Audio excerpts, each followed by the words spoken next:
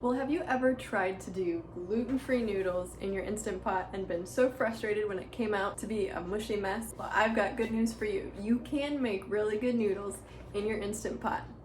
The key is ignoring the time. You only need 1 minute after it comes to pressure. I'm going to show you how to do it. I'm Amy. Welcome to my gluten-free kitchen, and this is week 1 of my month of no shopping, not even grocery shopping, and I'm going to show you how I do this frequently. I've got over here about 4 cups of water. I usually use chicken broth that I've made, but I used that up recently, so I'm gonna go ahead and pour in how much I want to use. These are red lentil barilla rotini. This method also works just fine with the chickpea kind and the corn and rice kind and the ziti kind as well. So I think there's other, like the shell kind, whatever, just not spaghetti. So this is what I do.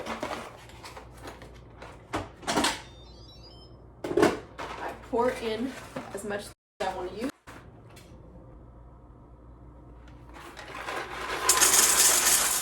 And I'm just going to do the whole box.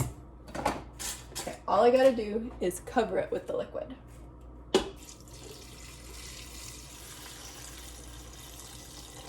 Spread it out a little bit. It'll need a little bit more. Okay, so I think they're mostly submerged here. I think that's sufficient. I just try to get them all stick down. The reason this is such a great method is because you don't have to do any draining. If you're gonna make like mac and cheese, I like to throw cheese and ham in it and just melt the cheese.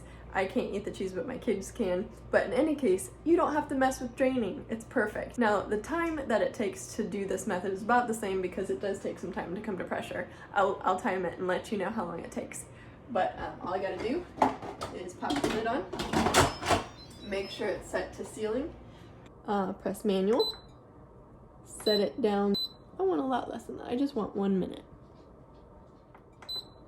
Okay, there it goes. I just gotta wait, so stay tuned. So this just beeped. I'm going to cover the spout thing and open it up.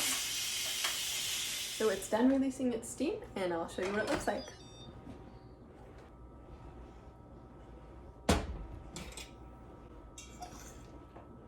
No need to drain. I like to just throw some fresh chives in.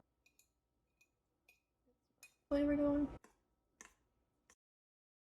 Drizzle some oil and some smoked salt.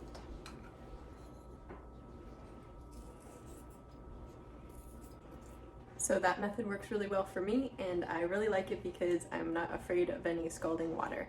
Now, I did put that towel on top of the spout thing so it didn't spray everywhere, because it sometimes does do that, especially with noodles, it will bubble. I hope that helped you and that you learned something new. If you enjoyed this video, be sure to give it a thumbs up, click subscribe if you haven't already. Make sure to hit the notification bell if you're interested in seeing more content like this. Hope you have a great day. Bye.